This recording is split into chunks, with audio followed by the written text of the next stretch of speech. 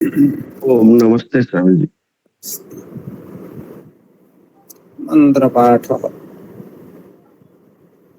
ॐ सहनाववतु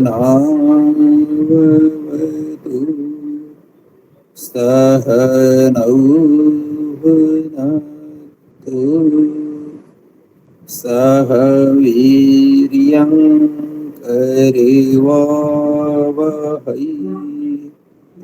तेजस्विनावधीतमस्तु मा विद्विषावहै।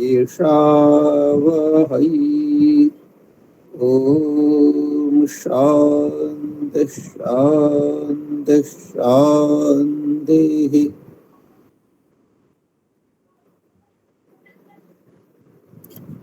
अद्य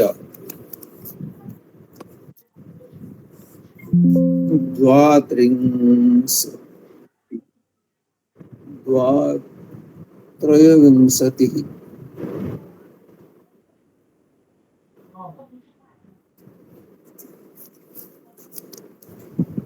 अद्य त्रयोविंशतिः अध्यायः।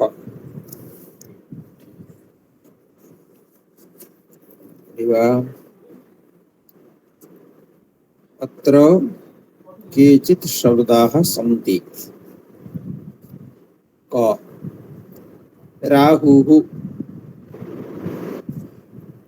राहु केतुः केतु शब्दर दुईटी अर्थ गोटे हूँ केतु ग्रह आ गोटे हूँ केतु माने ध्वजा पढ़ुछन उदित्यं जातवेदसं देवं वहन्ति केतवः सेठी केतुर बहुवचन रे केतवः शब्द आछि अर्थात ये संसारर समस्त पदार्थ गुड़िक ईश्वरंगर अस्तित्व प्रमाण पय ध्वजा स्वरूप उदित्यं जातवेदसं देवं वहन्ति केतवः।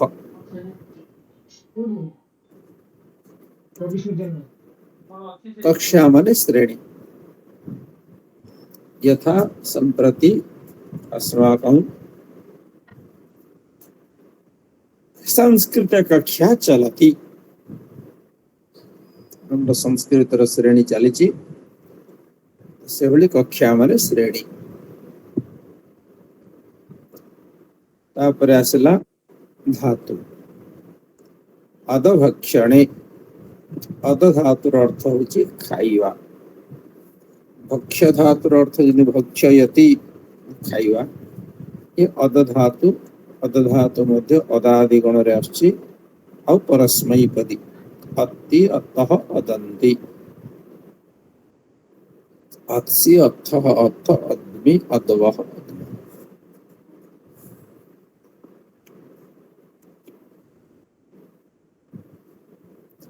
तो आउ गोटे धातु आसला ग्रस धातु माने गिलिवा आम कौच ग्रस धातु ग्रास पंच ग्रास माने पांच थर खाइबा गिलिवा आउ गोटे धातु आछि राजरी दीप्तौ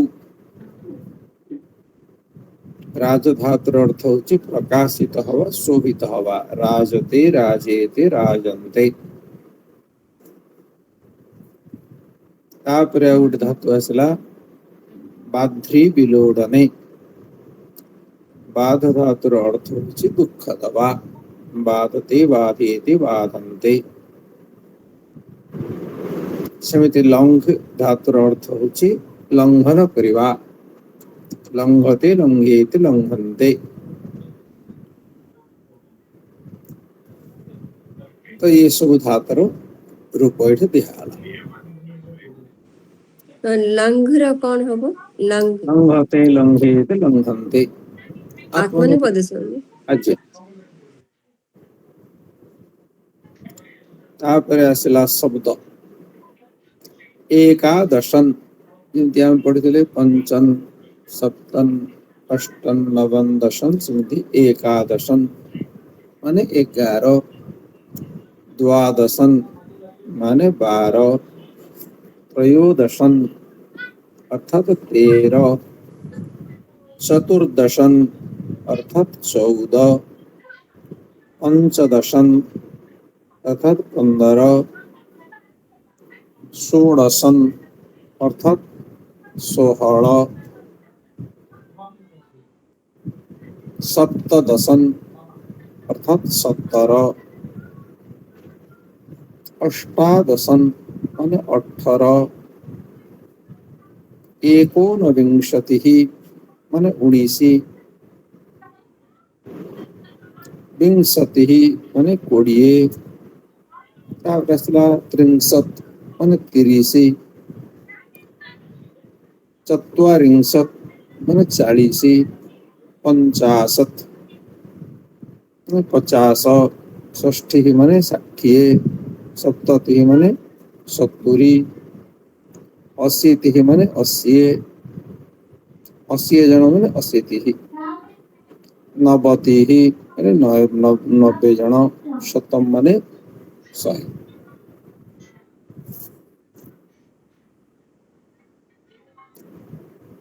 सूचना राहुरु केतु पर्यंत शब्द भानु शब्द डिजिट कंट्रोल चलिବ। कर दाम केते शिशु फिर भी लक्ष्य ये भानु शब्द है।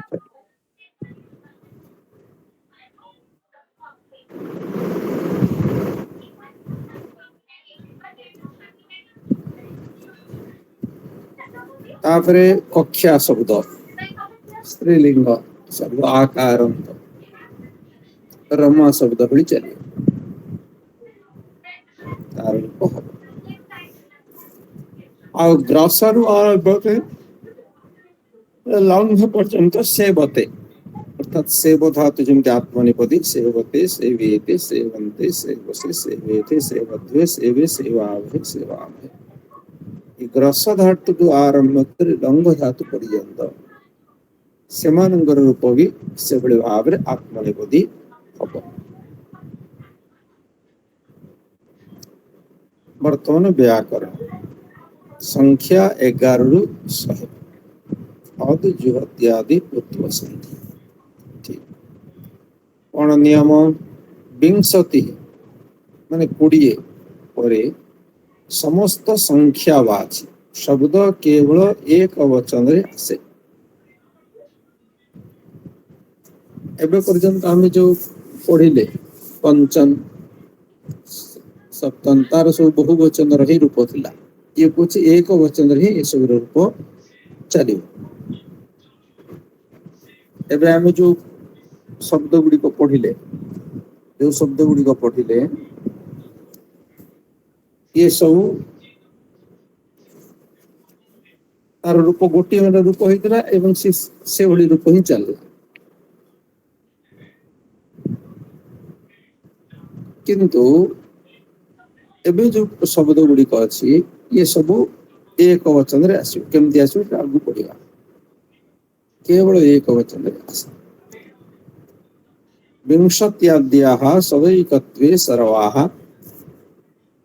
संख्येय संख्ययोः दीटा कथा गोटे होची संख्यावा शब्द आ गोटे होची संख्येय। संख्येय माने तार क्रमवाचक विशेषण दुई माने दुईटी द्वितीय माने ये होची संख्या वाचक दुई नंबर स्थान रे थिबा ताको संख्येय बोली कहवा जाय अर्थात संख्यावाची संख्या स्थानवाची क्रमवाचक से द्वितीय क्रम तृतीय क्रम चतुर्थ चारि माने कहले चारिटा किंतु चतुर्थ रे गोटी को ही बुझाए से क्रम को बुझाए 4 नंबर क्रम तेणु आपको कहा जाए क्रमवाचक विशेषण यदि गुणवाचक विशेषण परिमाणवाचक विशेषण चारिटा होची गोटे परिमाणवाचक विशेषण चारिटा भी विशेषण शब्द किंतु से कौन कहू चारि माने चारोटी चारिटा जिनस ये गोटे परिमाण को बुझेला किंतु चतुर्थटा कौन ना चतुर्थटा परिमाण को बुझाउनी परिमाण रे तो से गोटे से होची क्रम को बुझाउची केते नंबर बुझिएला गोटे होची परिमाणवाचक आ गोटे होची क्रमवाचक स्पष्ट हैला। पंच कहले पांचोटी ये परिमाणवाचक पंचमः छात्रः देखंतु जेतबेले आमे परिमाण को बुझेगिरी कहूचे से कौन होची पंच छात्राः सन्ति ये परिमाण पांचटी छात्र अछंती किंतु जेतबेले सेटा क्रमवाचक विशेषण होची पंचरु पंचमः सेटा आमे छात्राः कहूने पंचमः छात्रः रामः पंचमः छात्रः राम होची 5 नंबर छुआ से एक वचन रो व्यवहार होची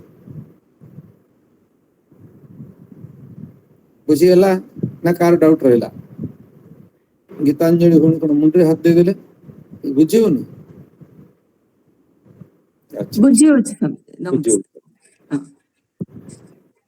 ठीक तो परिमाणवाचक रे 5 बोली कहले 5टी आ किंतु क्रमवाचक रे से पंच शब्द रे बाहर जी पंचमः से किंतु गोटिए को बुझाउची 5 नंबर क्रम रे थिबा गोटिए पदार्थ पंचमम पुष्पम पंच पुष्पाणि पंचमम पुष्पम हला तो वर्तमान आम पढ़ा हाँ ये सब विंशति आदि विंशति ठू आरंभ कर ये शब्द गुड़िक सदा एकत्वे सदा एकत्वे सदा एकत्वे सर्वदा एक वचन रे व्यवहार ख एकादश रु अष्टादश पर्यंत 11 रु 18 ए सब रूप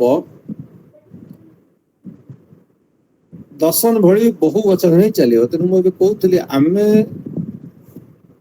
एक वचन रे थिला हमर द्वि शब्दटा दुई वचन रे थिला त्रि शब्दटा बहु वचन रे थिला तीन ठू आरंभ करी दशन पर्यंत आम कौन पढ़ले ये सब जाकर जो रूप आम पढ़ले ये सब रूप होची बहु वचन रूप केमिति जानले एबे देखंतु त्रि गुटे शब्द त्रि शब्दर तृतीय विभक्तिर बहुवचन रूप त्रि भी ही पड़ुचे भीटा केवे एक वचन की द्विवचन रे प्रयुक्त हुए नाही रूप देखछन्ते आज आमे जति पढ़िले लता शब्द पढ़िले मुनि शब्द पढ़िले भीटा सब कोठी प्रयोग होई ग्रेस छी पुष्पांजलि भौणी किछ बुझी होची त्रिटा बहुवचन रे प्रयोग होची तेणु भी ही देखिले भ्यः देखिले नाम देखिले सब कोठे प्रयोग हुए बहुवचन रे बहुवचन रे मुनि नाम हेले भी बहुवचन मुनि भी हेले बहुवचन मुनि भ्यः हेले बहुवचन बहुवचन हाँ मुनि सु हेले बहुवचन ये सब बहुवचन देखिले हाँ। त्रि शब्द चतुः शब्द ये जो पंच शब्द षट शब्द सप्त शब्द अष्ट शब्द ये सब जाकर रूप रे कौन देखिले आमे एक आमे सब बहुवचन रूप देखिले भी ही ह्यः ये सब देखिले हाँ नाम देखिले सु देखिले तेणु एथुर जना पड़ुचे ये शब्द गुड़िक अंकर को वचन रे प्रयुक्त होतंदे ना बहु वचन रूप होचे माने से सेडा ही कहला एकादश रु अष्टादश पर्यंत भी को रूप तंगर चलियो ना तांकर भी बहु वचन रूप ही चले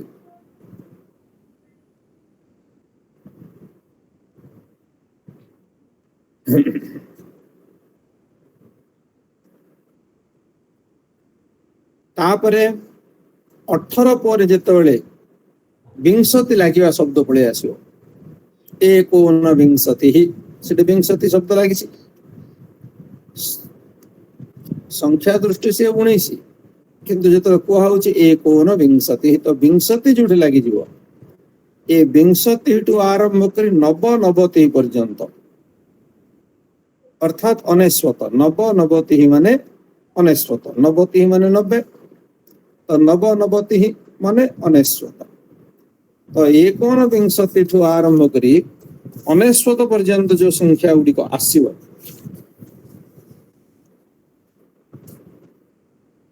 तो ये सब जाक शब्द रूप केमी चलियो ए शब्द गुड़िक सब स्त्रीलिंग रे रूप चलियो स्त्रीलिंग रे को वचन रे चलियो ना एक वचन रे चलियो स्त्रीलिंग आउ एक वचन विंशति ही जेमती आमे मति शब्द पढ़ुचे मति ही मति मतयः ତ ଏ ଶବ୍ଦ ଗୁଡିକର ଏକୋନବିଂଶତି କେବଳ ଏକ ବଚନ ରୂପ ଚାଲିବ, ଦ୍ୱିବଚନ ହବନି କି ବହୁ ବଚନ ରୂପ ହବନି, ସବୁବେଳେ ବିଂଶତି ହିଁ ହବ। କେବେ ମଧ୍ୟ ବିଂଶତି ଛାତ୍ରଙ୍କ ଦ୍ଵାରା। ଏବେ ଆମେ କଣ ପଢୁଥିଲେ, 3 ଜଣ ପିଲାଙ୍କୁ ଲଡୁ ଦିଅ, 3 ଜଣ ପିଲାଙ୍କୁ ଲଡୁ ଦିଅ ବୋଲି ଆମେ ଯେତେବେଳେ ପଢୁଥିଲେ ସେଟା କଣ ହଉଥିଲା, 3 ଜଣ ପିଲାଙ୍କୁ। ପୁଷ୍ପାଞ୍ଜଳି ଭଉଣୀ କଣ ହବ, 3 ଜଣ ଛାତ୍ରଙ୍କୁ ଯଦି ହବ ତ୍ରୟଃ ଛାତ୍ରା। ଲଡୁ ଦିଅ କୋଉ ବିଭକ୍ତି ଆସିବ, ଚତୁର୍ଥୀ ବିଭକ୍ତି। ଚତୁର୍ଥୀ ବିଭକ୍ତି ଆସିବ। ତ୍ରି ଶବ୍ଦରେ କଣ ଆସିବ ହେଲେ, ସେଟା ଆସିବ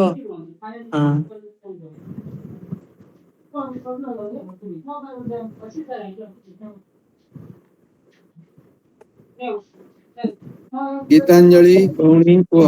ଚତୁର୍ଥୀରେ କଣ ହବ ମନେ ପଡୁନି। ତ୍ରିଭିଃ। ଚତୁର୍ଥୀରେ ଭି କୁଆଡେ ଆସିଲା, ତ୍ରିଭ୍ୟ ତ୍ରିଭ୍ୟ। ଆଚ୍ଛା, ତେଣୁ ଏଥର ଗୋଟେ କାମ କର, 2 ଭଉଣୀ ମିଶିକିରି ପଢ, ଜଣେ ପାଳେ ଠିକ କହିବ ଆଉ ଜଣେ ଆଉ ପାଳେ ଠିକ କହିବ।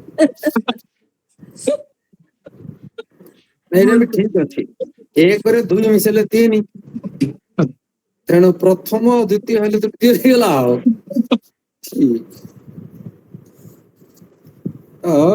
ତ୍ରିଭ୍ୟଃ ଛାତ୍ରେଭ୍ୟଃ ହେଲା।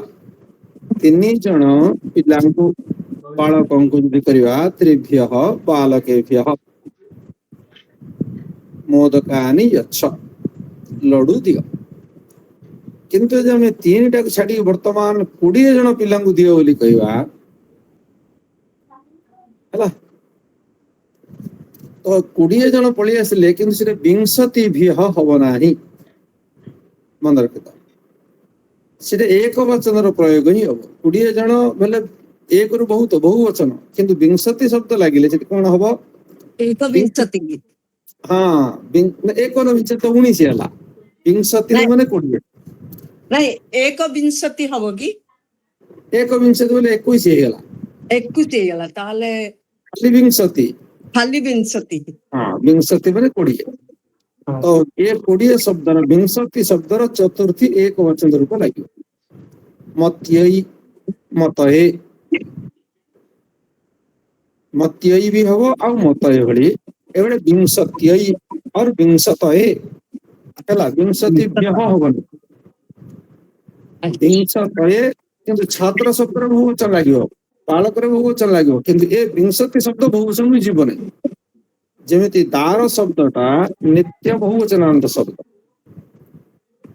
ଲାଜ ଶବ୍ଦ ନିତ୍ୟ ବହୁ ବଚନ, ବହୁ ବଚନରେ ହିଁ ରୂପ ଚାଲିବ, ଏକ ବଚନରେ ନାହିଁ। ତ ସେମିତି ବିଂଶତି ଶବ୍ଦ ଇଏ ସବୁବେଳେ ଏକ ବଚନ ଶବ୍ଦ। ଆମ ପ୍ରୟୋଗକୁ ଆସିଲେ ଆଉଥରେ ବୁଝିବା ହେଲା।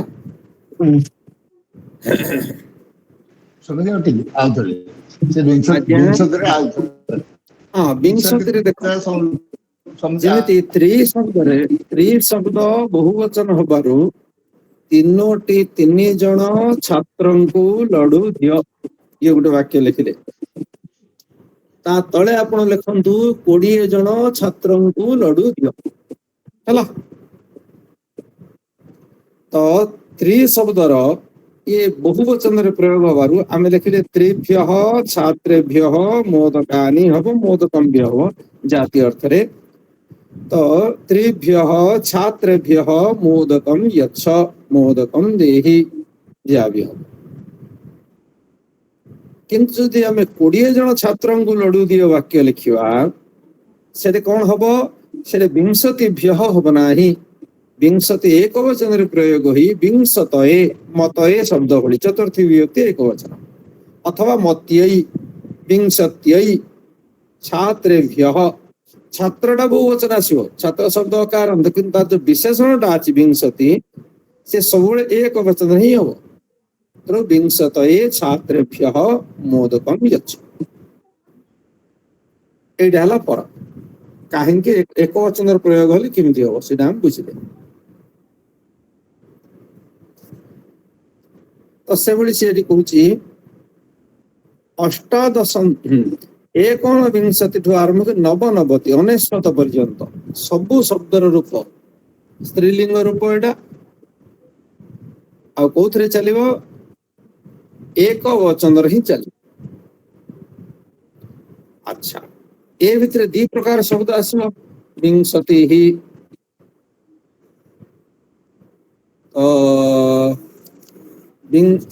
ବିଂଶତି ତାପରେ ଷଷ୍ଠୀ ସପ୍ତତି ଅଶୀତି ନବତି ଇଏ ହେଲା ସେମିତି।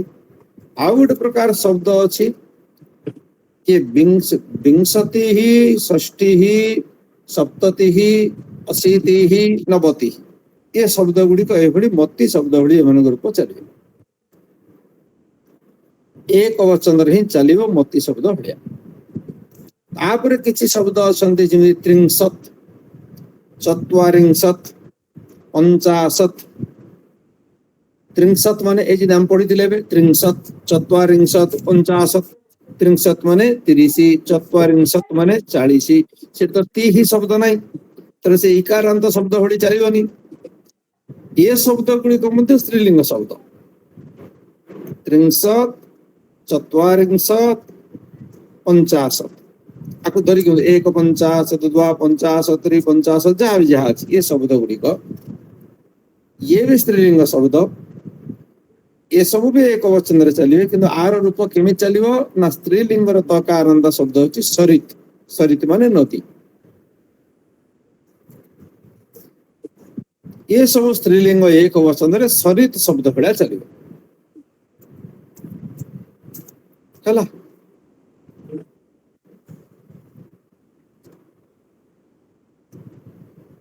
ଆଉ ଏକ ବଚନ ହିଁ ଚାଲିବ।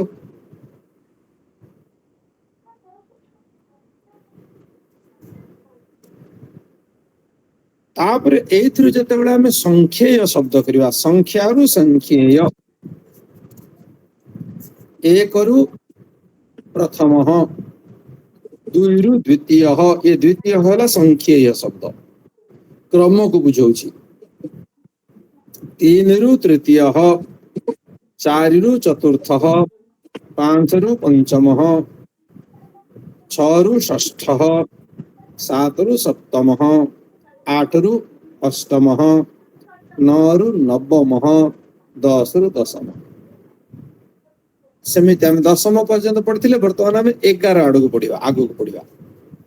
ତ ସେଇଠି କଣ କହୁଛି ନା ସଂଖ୍ୟେୟ ଶବ୍ଦ ଅର୍ଥାତ କ୍ରମବାଚକ ଯେତେବେଳେ ଶବ୍ଦ ଆମେ ତିଆରି କରିବା ତାର ନିୟମ କଣ 1ରୁ 10 ପର୍ଯ୍ୟନ୍ତ ଚାଲିଲା ପ୍ରଥମ ଦ୍ୱିତୀୟ ତୃତୀୟ ଚତୁର୍ଥ ପଞ୍ଚମ ଷଷ୍ଠ ସପ୍ତମ ଅଷ୍ଟମ ନବମ ଆଉ ଦଶମ ଇଏ ପୁଲିଙ୍ଗରେ ସ୍ତ୍ରୀଲିଙ୍ଗରେ ତ ଅଲଗା ଅଛି ପ୍ରଥମା द्वितीय तृतीय ये आकारांत तापर दीर्घईकारांत पड़ी आसो चतुर्थी पंचमी षष्ठी सप्तमी अष्टमी नवमी दशमी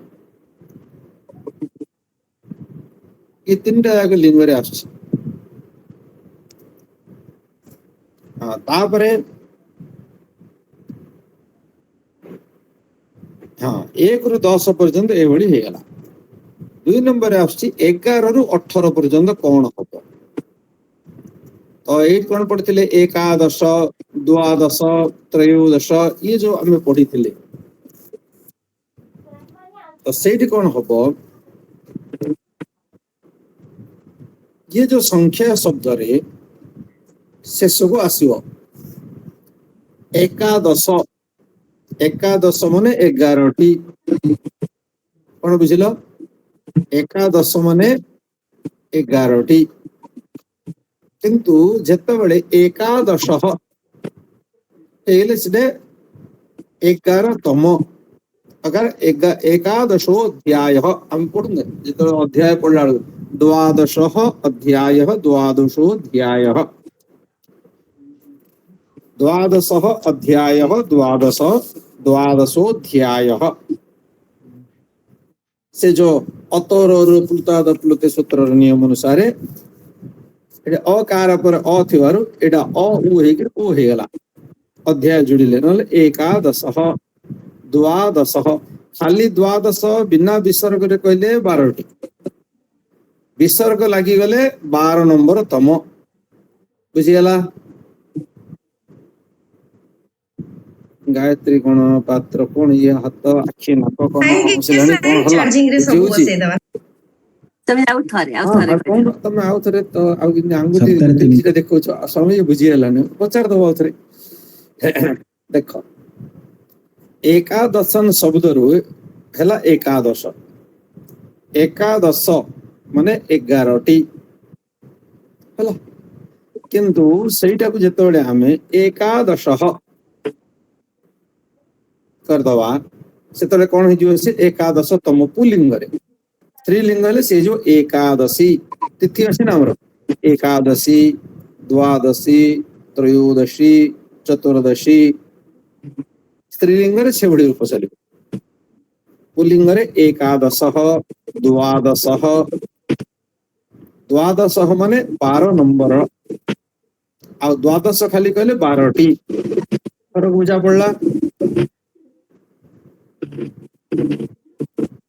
कृष्णा कुमारी बुझी स्वामी जी 12टी कहले विसर्ग लागिबनी लागिवनी खाली द्वादश हाँ जेमिति पंच षट सप्त अष्ट किछि विसर्ग किछि लागिनी हाँ अष्ट मोह कली विसर्ग लागुछि अष्ट रे किछि लागुनी हाँ हाँ सेमिति एकादश बोले 11टी सेटे विसर्ग लागिवनी सूत्र संख्या द्वादश कहले 12टी से विसर्ग लागिवनी लेकिन एकादश जो तळे हियो होने से से कोन हियो उदाहरण 11 नंबर स्थान रे 11 नंबर वाला 12 नंबर वाला नमस्ते आचार्य संतोष भाई कौन है नमस्ते जी सभी को नमस्ते जी ସେଟା ପୁଲିଙ୍ଗ ହେଲା ଦ୍ୱାଦଶୀ ମାନେ ସେଟା ସ୍ତ୍ରୀଲିଙ୍ଗକୁ ଯିବ स्त्रीलिंग रे भी द्वादश बोले 12 नंबर तिथि ଆଜ୍ଞା ଆଜ୍ଞା ଠିକ ଅଛି ସ୍ୱାମୀ एकादशन माने सेटा एकादश हेला मूल शब्द मूल शब्द अच्छा जेमिति पंचमटा हेला शब्द तार रूपटा होची पंच हाँ हाँ सप्तम रु सप्त मूल शब्दटा होची सेटा हाँ जेमिति ଗୋଟେ शब्द तमर अछि हस्तिन मूल शब्द होची हस्तिन କିନ୍ତୁ रूप कोन चलची हस्ती हस्तिन हाँ। हस्तिन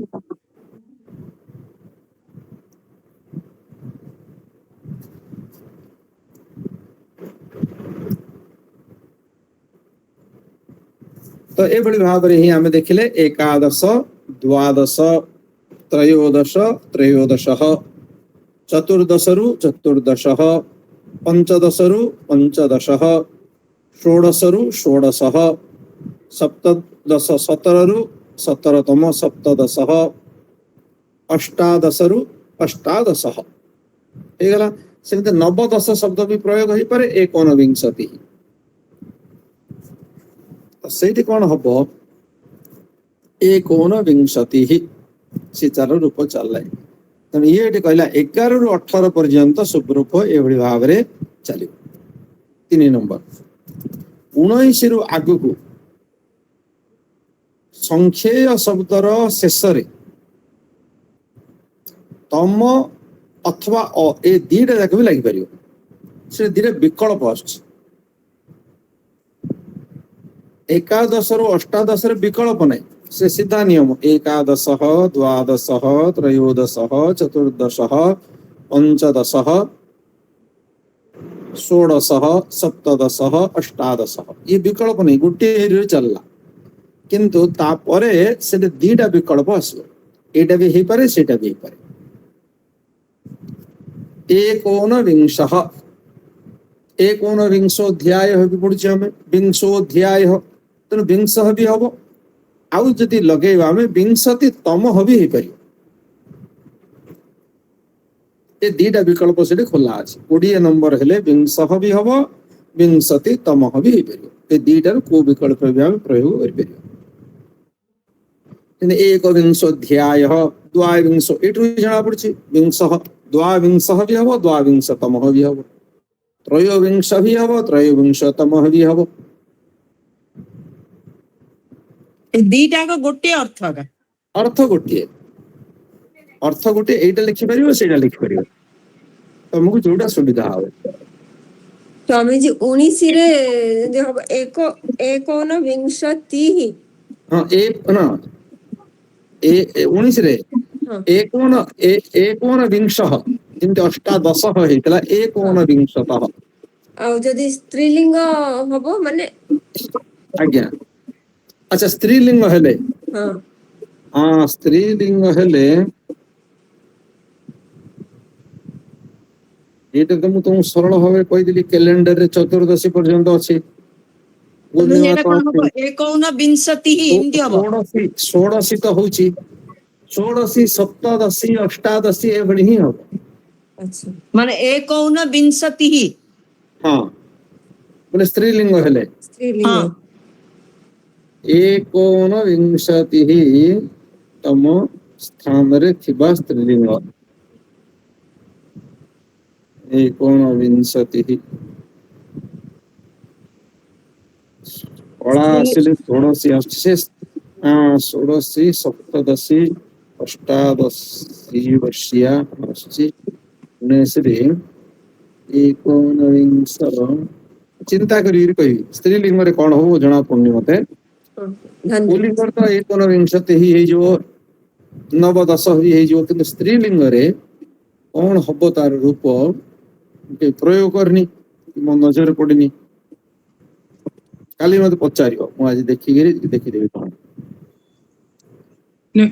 ଏକୋନବିଂଶତି ତ ସ୍ୱାମୀଜୀ ସ୍ତ୍ରୀଲିଙ୍ଗ ହବ ଏଟା ସେ ଏକୋନବିଂଶତି ସେ ନବନ ଅନେଶତ ପର୍ଯ୍ୟନ୍ତ ସ୍ତ୍ରୀଲିଙ୍ଗ ଏକ ବଚନ ହବ। ଏକୋନବିଂଶତି ସ୍ତ୍ରୀଲିଙ୍ଗ କଣ କହିଲି ମୁଁ ଏକୋନବିଂଶତି ସଂଖ୍ୟାରେ ଇଏ ସଂଖ୍ୟା ପଚାରୁଛନ୍ତି ଆପଣ ଦିଟା ଗୁଳିଆ କରିଦଉଛନ୍ତି। ଏକୋନବିଂଶତି ଶବ୍ଦର ହେଲା 19ଟି ଇଏ କହୁଛନ୍ତି 19 ତମଟା କଣ ହବ 19 ତମଟା ସ୍ତ୍ରୀଲିଙ୍ଗ ଏକ ବଚନ ଏକୋନବିଂଶତି ମତି ଶବ୍ଦ ଭଳି ଆଳୁ ବୁଝିଲେ ସାରୁ ବୁଝୁଛନ୍ତି। ଆରେ ଏକୋନବିଂଶତି ଶବ୍ଦଟାର ଅର୍ଥ ହଉଛି 19ଟି ମୁଁ କହୁଛି 19 ନମ୍ବରଟା କଣ ହବ ସଂଖ୍ୟେୟ ଶବ୍ଦ ଆପଣ ତ ମତେ ପାଠ ପଢି ଦେଇଛନ୍ତି ନିଜେ ବୁଝିନାହାନ୍ତି କିଛି। ଦିଟା ଜିନିଷ ଆସୁଛନ୍ତି ଅଷ୍ଟାଦଶ ମାନେ 18ଟି ଅଷ୍ଟାଦଶ ମାନେ 18 ନମ୍ବର ଇଏ ଯେମିତି ଦିଟା ଫରକ ଅଷ୍ଟାଦଶରୁ ଅଷ୍ଟାଦଶୀ ଯେମିତି 1600 ଗୋଟେ ହେଲା ଷୋଡଶ ମାନେ 16ଟି 1600 ମାନେ 16 ନମ୍ବରର ପୁଲିଙ୍ଗ 16 ନମ୍ବର ଛାତ୍ର ବୋଲେ 1600 ଛାତ୍ର ଆଉ 16 ନମ୍ବର ଛାତ୍ରା ହେଲେ ଷୋଡଶୀ ବାଲା ଷୋଡଶୀ କନ୍ୟା ଷୋଡଶୀ ହେଲା ଏ ଷୋଡଶୀ ଯେମିତି ହେଲା ସପ୍ତାଦଶୀ ହେଲା ଅଷ୍ଟାଦଶୀ ହେଲେ 19 ମତେ ବତାନ୍ତୁ କଣ ହବ ସର୍ବଜ୍ଞ ଭଳିଆ କହିଦେଉଛନ୍ତି ଆଉ।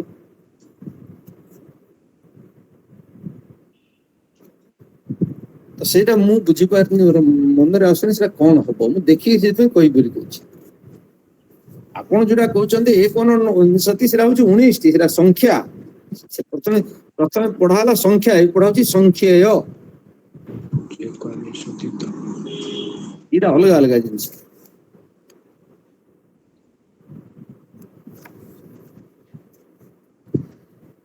ତ ଏଇଟା ମୁଁ ଦେଖିକିରି କହିବି ଦେଖିବି ବ୍ୟାକରଣ ବହିରେ କୋଉଠି କଣ ଅଛି।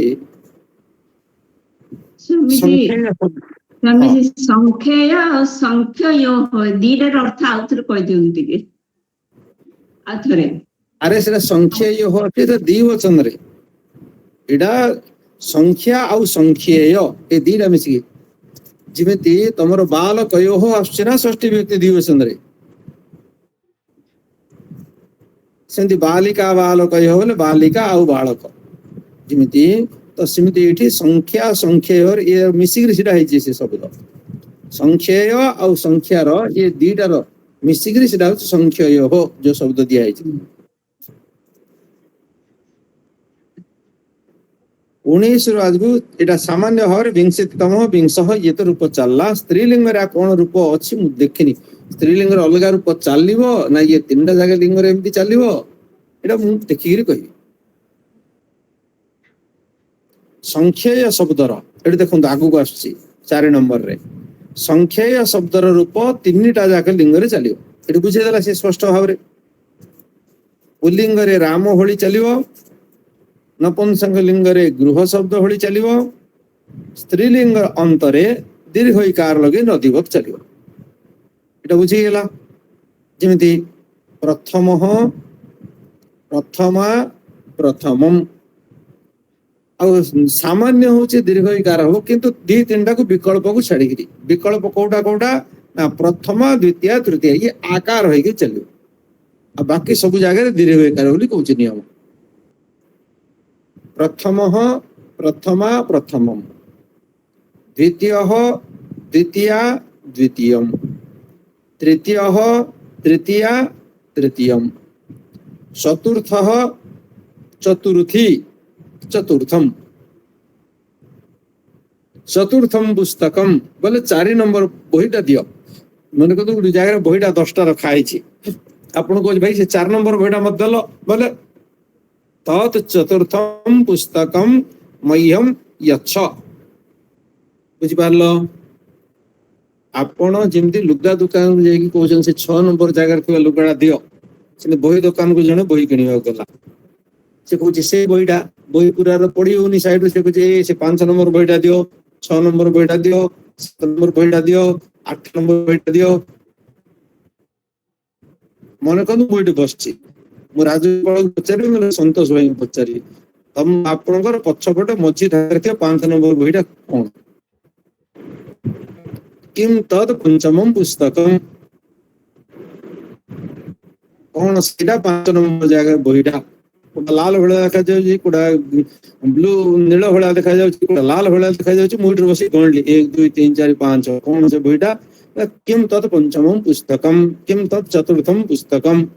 ସେ 4 ନମ୍ବର ବହିଟା କଣ? ସେ 5 ନମ୍ବର ବହିଟା କଣ? ବୁଝି ହଉଛି? ଯେ ମୁଣ୍ଡ ହଲେଇଲା ବୁଝିଲି, ଯେ ମୁଣ୍ଡ ନ ହଲେଇଲା ଟିକେ ଡାଉଟରେ ପଡିଗଲି। ସେ ମୁଣ୍ଡ ଯାକ ମୁଁ ଦେଖୁଛି। ସ୍ୱାମୀଜୀ ଟିକେ ସଂଖ୍ୟାବାଚକ କ୍ରମ ଆଉ ନମ୍ବର ଭିତରେ ଟିକେ କନଫ୍ୟୁଜନ ରହୁଛି, ହେଇଯିବ ଆସ୍ତେ ମାନେ ପ୍ରାକ୍ଟିସ କଲେ ହେଇଯିବ।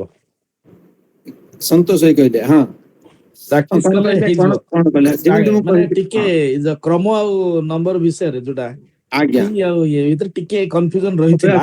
ହଁ ମାନେ 22 ନମ୍ବରରେ ତ ଟିକେ ମୋର କନଫ୍ୟୁଜନ ଥିଲା ହିଁ ନିଶ୍ଚିତ, ଅଭ୍ୟାସ 22 ରେ। ଆଜ୍ଞା 23 ରେ ବର୍ତ୍ତମାନ ଟିକେ କ୍ଲାରିଫାଇ ହେଇଗଲେଣି। ଆଜ୍ଞା ଏକ୍ସରସାଇଜ କଲା ଆଉ ଟିକେ କ୍ଲାରିଫିକେସନ ଆଜ୍ଞା ଆଜ୍ଞା ହେଇଯିବ। ପୁଣି ଆପଣ ଏକ୍ସରସାଇଜ ଆଜ୍ଞା ଏକ୍ସରସାଇଜ ଆଜ୍ଞା କଲେ ତ ସ୍ୱାସ୍ଥ୍ୟ ଠିକ ରହିବ। ଆଜ୍ଞା ଆଜ୍ଞା ଆଜ୍ଞା ଆଜ୍ଞା ସେ ବୌଦ୍ଧିକ ସ୍ୱାସ୍ଥ୍ୟ ପାଇଁ ବୌଦ୍ଧିକ ଏକ୍ସରସାଇଜ, ଶାରୀରିକ ସ୍ୱାସ୍ଥ୍ୟ ପାଇଁ ଶାରୀରିକ ଏକ୍ସରସାଇଜ। ଆଜ୍ଞା ଆଜ୍ଞା ବୁଝିଗଲା? ଏକ୍ସରସାଇଜ ଟା ଜରୁରୀ। ଅଭ୍ୟାସ। ତ ଆମେ ବର୍ତ୍ତମାନ ପଢିଲେ ଦିଟା, ବିଂଶତି ହିଁ କହିଦେଲେ ସେ ଏକ ବଚନ ଥିଲା 20ଟି, ଆଉ ବିଂଶଃ ଯଦି କହିଲେ ଏଟା 20 ନମ୍ବର ସ୍ତ୍ରୀଲିଙ୍ଗରେ ଏମିତି ଏମିତି ହବ। ସେ ଆଗକୁ ଆଜ୍ଞା କହିଲା ବେଳେ ଯେତେବେଳେ ପ୍ରାକ୍ଟିସ ରେ ଆସିବ ନା, ଦେଖିଦବା ଏକ୍ସାମ୍ପଲ, ସେତେବେଳେ ଆମକୁ ଜଣା ପଡିଯିବ ହେଲା। ବର୍ତ୍ତମାନ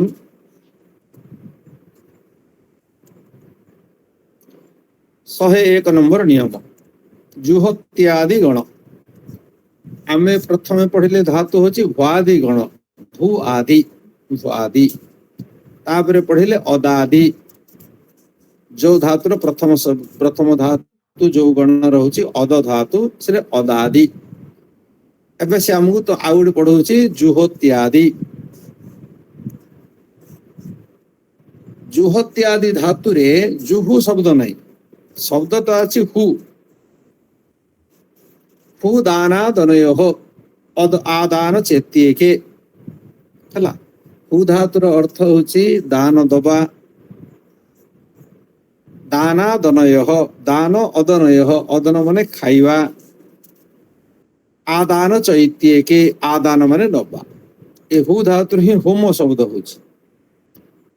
ତେଣୁ ଏ ହୁ ଧାତୁ, ଏ ଯୋଉ ଜୁହତ୍ୟାଦି ଗଣ, ଏଇଠି ଯୋଉ ପ୍ରୟୋଗ ହବ, ଏଇଠି ଗୋଟେ ପ୍ରୟୋଗ ସବୁବେଳେ ଗୁଣ ହେଇକିରି ହବ ହେଲା। ଗୁଣ ମାନେ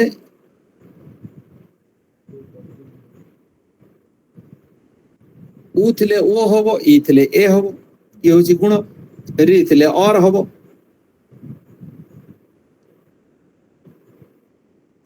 ଅଦେଂ ଗୁଣ ସୂତ୍ର ଅଛି ନା, ଏ ହବ, ଓ ହବ, ଅର ହବ, ଇଏ ତିନିଟା ହେଇକି ଚାଲିବ ଆର ଧାତୁ। उदाहरण आसले बुझिबे जुहोत्यादि गणर विशेषत्व हला एथिरे धातु एवं प्रत्यय मझिरे कौनसी विकर्ण लागियो नाही विकर्ण बोले अति अतः हला ती आगु जो अ लागुतला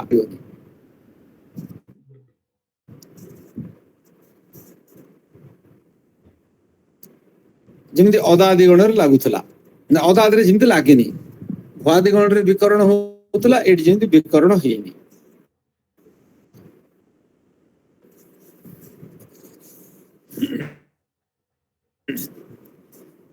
भू धातुरे आमर नियम थिला ऊटा गुण हब ऊटा गुण होकर भो हब भो हेला परे अति ओ युक्त अन्न हेला पवन भो युक्त अति हेले कौन हम गायत्री पात्र पवती ओ युक्त अति पवती ओ युक्त अन्न पवन सिमती भो युक्त अति ए जो अति रे ती पूर्व जो अटा रहला सीधा होची विकर्ण हला अटा जो तो एक्स्ट्रा आस्तेला अद धातु रे सेमति नाही अद धातु रे सीधा अति सीधा ओसिटी अ गुडा आसना ती रे खाली जोडी हेतला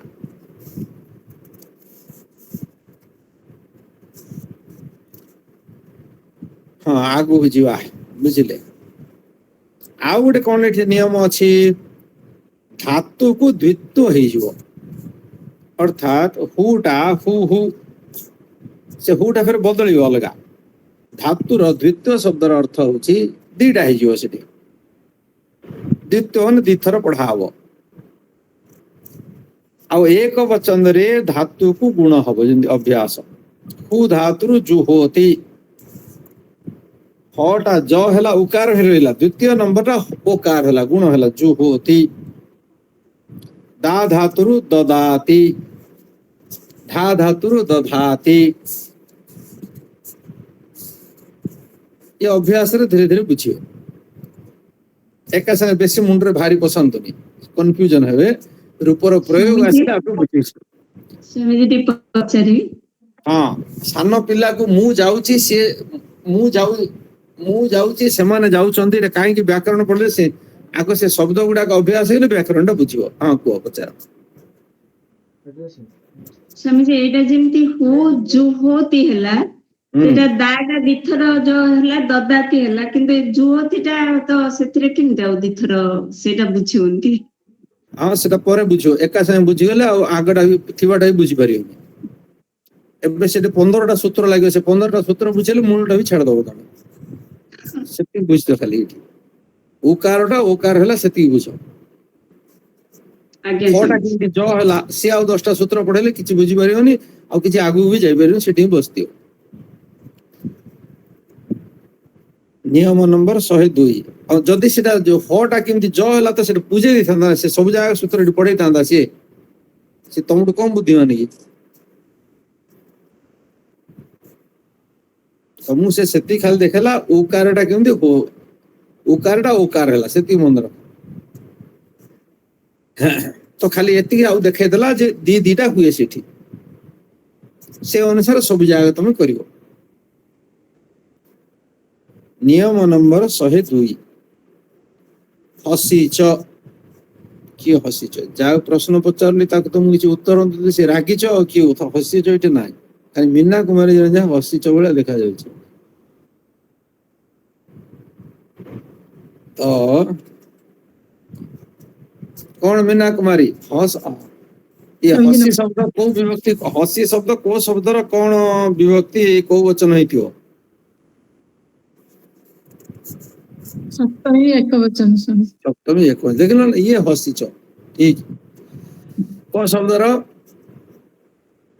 हस हस हसरु हसीच सप्तमी विभक्ति एकवचन ठीक धन्यवाद ठीक है हाँ पुष्पांजलि भौणी हस प्रत्याहार को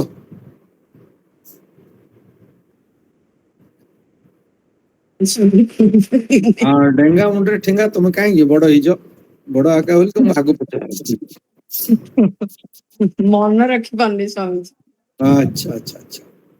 କଣ ଏ ବ୍ରହ୍ମଚାରୀ ହସ୍ ପ୍ରତ୍ୟାହାର କୁହ, ଦେଖିକି କୁହନି, ନକଲ କଲେ ବିଦ୍ୟା ଆସିବନି। ହଁ କୁହ, ନ ଦେଖିକି କୁହ। ତମ ପ୍ରତ୍ୟାହାର ସୂତ୍ର ମନେ ଅଛି ନା? ପ୍ରତ୍ୟାହାର ସୂତ୍ର ମନେ ଅଛି କି ନାଇଁ? ହଁ ମନେ ଅଛି ନଦୀ ମନେ ଅଛି ତ? ଆଗ ହୟ ମତେ ପ୍ରତ୍ୟାହାର ସୂତ୍ର ସବୁ ଶୁଣେଇଲ ମତେ ଆଗ। ହଇ ଉଣୁ ହୁଁ ରିଲ୍ ରିକ୍ ହୁଁ ଏ ଓମ୍ ହୁଁ ୟୌ ହୟ ୟଉଚ୍, ବରଟ୍ ହୁଁ ଲଣ୍ ହଁ ୟମ यमगणनम ହୁଁ झभय ହୁଁ घड़धस ହୁଁ जबगड़दस ହୁଁ खफ टक चटद ହୁଁ कफय ହୁଁ शशस ହୁଁ फल। ହଉ, ଠିକ। ତ ହସିଚ ସୂତ୍ର, फल ତ କୋଉ ସୂତ୍ରଠୁ ଆରମ୍ଭ ହବ? ହସିଚ ସୂତ୍ର ଆରମ୍ଭ କୋଉଠୁ? हय बरठु ହୟବରଠୁ ଆରମ୍ଭ ହବ। ଠିକ, ସରିବ କୋଉଠି?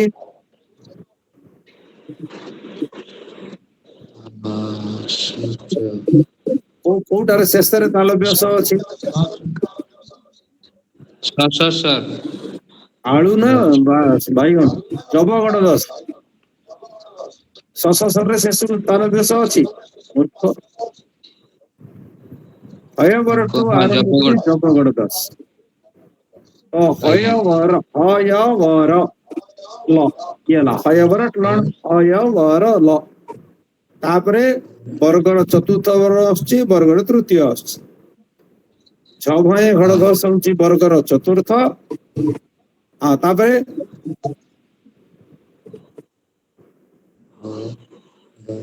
जस ୟମଙ୍ଗଳନମ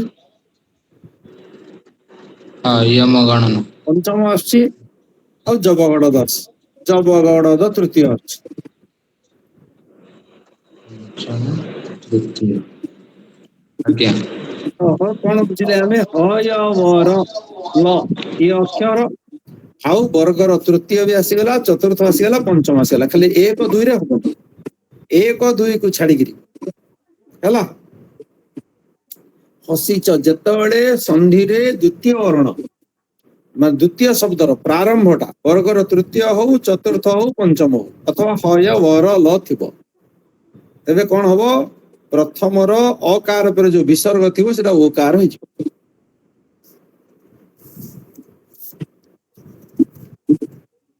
ଉଦାହରଣ ସ୍ୱରୂପ ଏଠି କଣ ଦେଇଛି? ହ୍ରସ୍ୱ ଅ ପରେ ରୁ ସ ବା ବିସର୍ଗ ଯଦି ଥିବ ତ ସେ ତାକୁ କଣ ହେଇଯିବ? ଅ କୁ ଉ ହେଇ ବିସର୍ଗ ଟା ଉ ହେଇଯିବ, ଅରେ ଉ ମିଶିକି ଓକାର ହେଇଗଲା। 18 ନମ୍ବର ଶଶ ଜୋଷ ରୁହରେ ଯୋଉ ଜିନିଷ କୁହା ହେଇଥିଲା ସେ ଯୋଉ, ତ ବର୍ତ୍ତମାନ କଣ ହବ? ଅ ଟା ବିସର୍ଗ ହେଇକିରି ଓ ହେଇଯିବ। ଅତର ସୂତ୍ର ଅନୁସାରେ ବି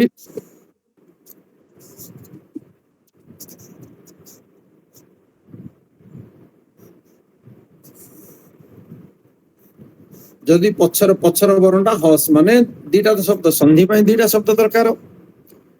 ଦ୍ୱିତୀୟ ଶବ୍ଦର ଆରମ୍ଭ ଅକ୍ଷରଟା ଯଦି ବର୍ଗର ତୃତୀୟ ହେଇଥିବ, ଚତୁର୍ଥ ହେଇଥିବ, ପଞ୍ଚମ ହେଇଥିବ, ଅଥବା ହୟ ବର ଲ, ତେବେ ପ୍ରଥମ ବର୍ଣ୍ଣରେ ଯଦି ଅକାର ଉପରେ ବିସର୍ଗ ଥିବ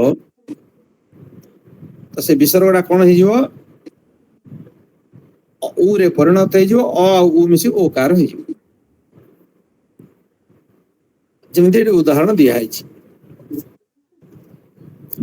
ରାମ ବଦତି, ତ ବଟା ହୟ ବର ଲ ଭିତରେ ଆସିଲା, ରାମ ବଦତି ଓ ଅଛି, ତେଣୁ ରାମ ମୋର ଅକାର ପରେ ଯୋଉ ବିସର୍ଗ ଅଛି ବିସର୍ଗ ଟା ଉ ହେଇଗଲା, ଅ ଆଉ ଉ ମିଶି ଓ ହେଇଗଲା, ରାମୋ, ରାମୋ ବଦତି। मेघ वर्षति, मेघो वर्षति, नरः हसति, नरः हसति, नरो हसति, नरः गच्छति, नरो गच्छति। कि नरः चलति हेले हबनी, नरः चलति टा वर्गर प्रथम अक्षर ହେଇଗଲା, ଛଅଟା। ନରହ ଚଲତିରେ ହବନି, ଗଚ୍ଛତିରେ ହେଇଯିବ।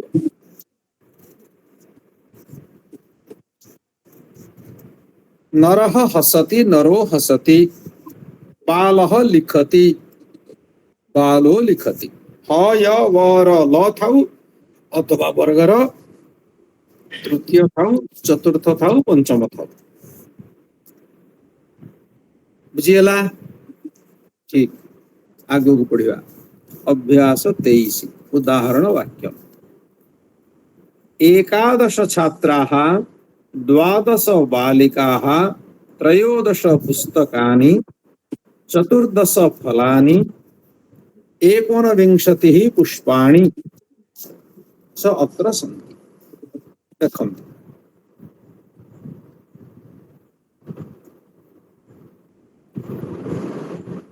कौन बुझिले? एकादश छात्राः, जेमिति पंच शब्द मध्य पंच आकार ही होतला, सेमिति एकादश छात्राः 11 जन बालक, बालक हंतु बालिका हंतु, छात्राः एकादश जन छात्र, 11 जन छात्र। द्वादश बालिकाः 12 जन बालिका। त्रयोदश पुस्तकानि, ये 3टा जाक लिंग अच्छी। आर आम पढ़ी 1 2 3 4 शब्द पर्यंत लिंग चलो, तापर तार लिंग नहीं, गोटे ही केवल एक एका एकम, एक शब्द 3टा लिंग अच्छी। बुझीगला? द्वौ द्वे द्वे, दुई शब्दर 3टा जाक लिंग अच्छी। त्रयः तिस्रः कौन त्रीणि,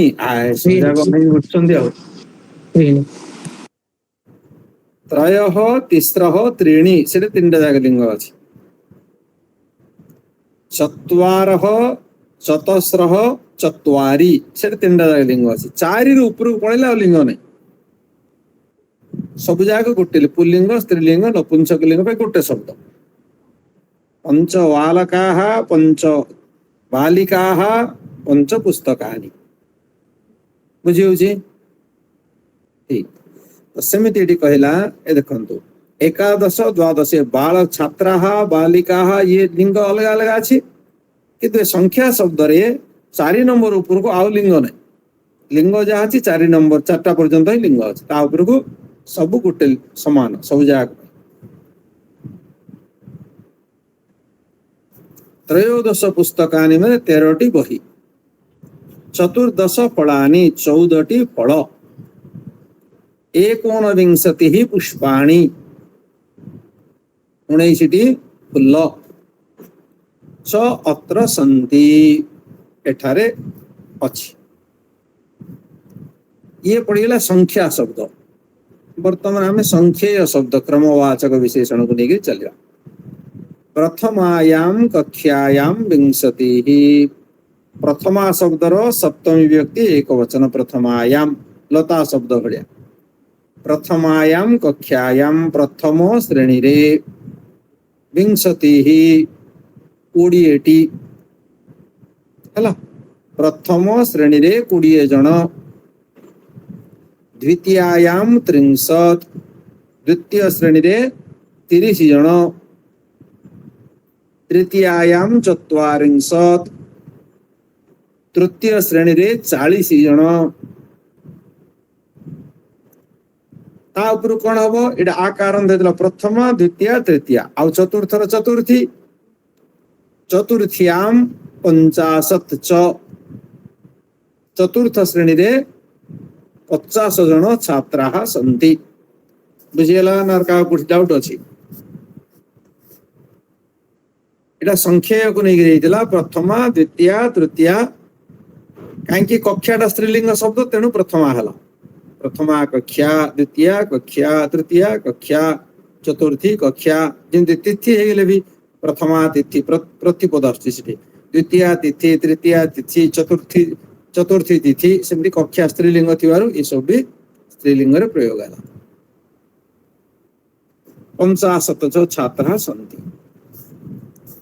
बालो भोजनम अति बालहटा पप बह भटा वर्गर चतुर्थ वर्ण हेतिबारु बालहटा बालो ହେଲା बाल बालो भोजनम अति अति माने खाउची अधातु अति अतः अदन्ति बालकटी भोजन खाउची बालो बालो भोजनम अत्तु बालकटी भोजन खाऊ अत्तु लोट लकार बालः भोजनम अत्स्यति अत्स्यति अत्स्यतः अत्स्यन्ति लिट लकार रूप भविष्यत काल पिल्लाटी भोजन खाइब अत्स्यति बालो भोजनम अद्यात् स्वामी जी तेरा बालो कांजी हला ठीक कथा कहल वर्तमान 7 कांड सरला किछि कथा नहीं कबे बुझेली बरा से फटा वर्गर चतुर्थ अक्षर हेतिबारु आ पाखरे थिबा विसर्गटी उकार रे परिणत हला बालहर और उ मिसी ओकार हला सेरा जदी बालक हले बालको बोल लिखाव बालकः भोजनम बालको बालको अच्छा ହେଲା अपर विसर्ग थाई तापर जदि वर्गर तृतीय थाउ चतुर्थ थाउ पंचम थाउ अथवा ह य वर ल ठीक है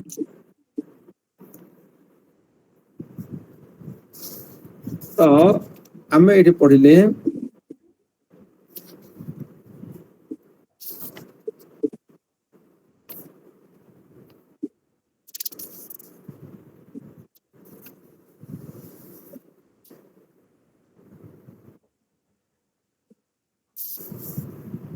प्रथमायम क्या प्रथम सॉरी लाइट बालः भोजनम अति खाउची अत्तु खाऊ अत्स्यति खाइबो अद्यात् खाइबा उचित विधिलिंग लकार रे अद्यात् अद्याताम अद्युहु तापर आदत लंग लकार खाइला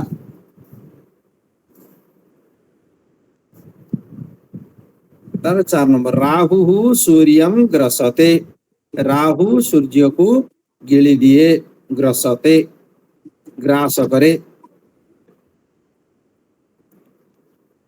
दुखम माम बाधते दुख मते कष्ट दिए दुखटा मते कष्ट दिए पीड़ा दिए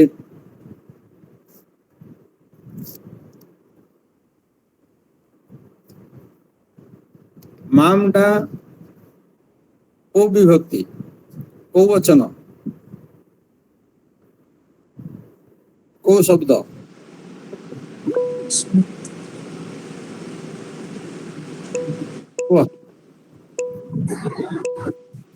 द्वितीय एक वचन हाँ द्वितीय एक वचन खुला अच्छी बाहर पड़ा सीधा नॉले आफरे के दिले ठीक द्वितीय एक वचन ठीक माम मा तो माम महिला दुखम माम बाधते दुख मते पीड़ा दिए सूर्य मरीचि भी राजते गायत्री पणिग्रही मरीचि माने कौन लंका सूर्य किरण सूर्यर किरण सूर्य मरीचि भी राजते सूर्य निजर किरण द्वारा राजते प्रकाशित हुवन्ति शिष्य गिरिम लंघते शिष्य पर्वत को लंघन करे तृतीयायाः कक्ष्यायाः एकादशः तृतीय इटा होची संख्यावाचक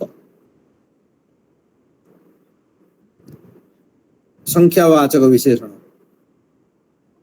तो तृतीय श्रेणी रे तृतीयायाः कक्षायाः षष्ठी विभक्ति एकवचन तृतीय श्रेणीर एकादशः बोले 11 नंबर चतुर्थ्याः द्वादशः चतुर्थ श्रेणीर 12 नंबर च अत्र स्तः ये छात्र शब्द केमती देला छात्र छात्रौ होवा कथा ये भूल देछि अत्र स्तः स्तहटा होछि अस्ति स्तः द्वितीय आ दुईटा श्रेणी देछि आर 11 नंबर छात्र आ चतुर्थ कक्षार चतुर्थ श्रेणीर 12 नंबर छात्र दी जण हेले से गोटे पिला के श्रेणी से श्रेणी दी श्रेणी ना लिखे एकुटिया हम अस्थि हवा कथा स्तः केमती हम तो ये भूल अच्छे छात्र कर दिंतु छात्र अत्र स्तः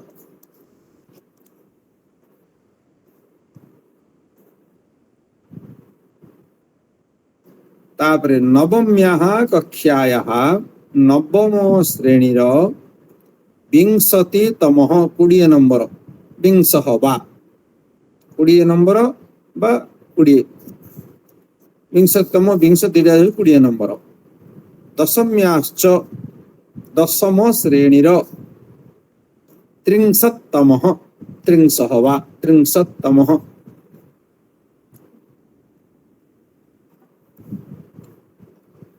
छात्र अत्र दीटे जगह कौन एक वचन ही आसছে উপরে বিটরে भी छात्र अत्र स्तः छात्र अत्र स्तः केमती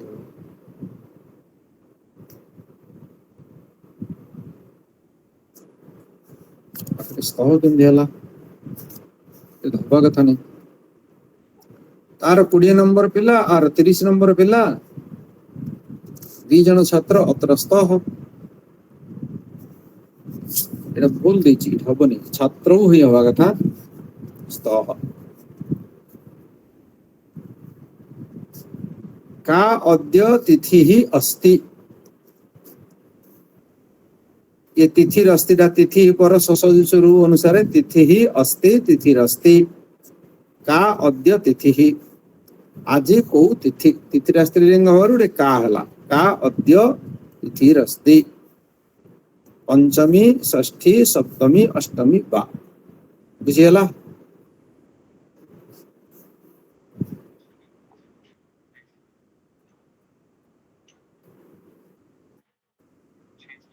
हो काली करे अपन गुरु कते बुझि जंती काली त छुट्टी अछि एना अपन छुट्टी मिल गेला ये रेडी करियो या